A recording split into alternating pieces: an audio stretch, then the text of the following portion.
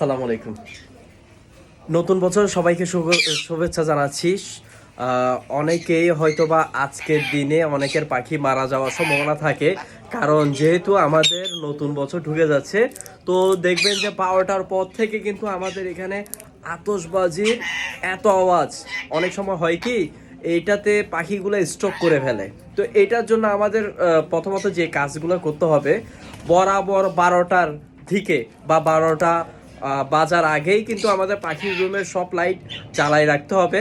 Even আমাদের যে পাখিগুলো আছে, প্রিয় পাখি, ঠিক আছে, আমাদের পাখিগুলা রুমের শুধু থাকলে হবে না, পাখির রুমের পাশাপাশি আমার পাখির সাথে আমি সময় দিব।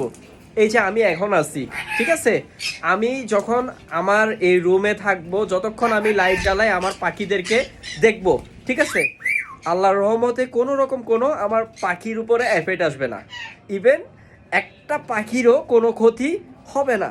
সো এইটার জন্য সবার কাছে রিকোয়েস্ট, যতক্ষণ পর্যন্ত আতশবাজি বাজবে ততক্ষণ আপনারা আপনাদের পাখির রুমে থাকবেন এবং চেষ্টা করবেন আপনাদের পাখির রুমে থেকে পাখিদের যে ভয় কাজ করাটা, সেই জিনিসটা যাতে না হয়, ঠিক আছে। তো সবার জন্য শুভকামনা, সবার পাখি যাতে ভালো থাকে সেই দোয়া করছি। আসসালামু আলাইকুম।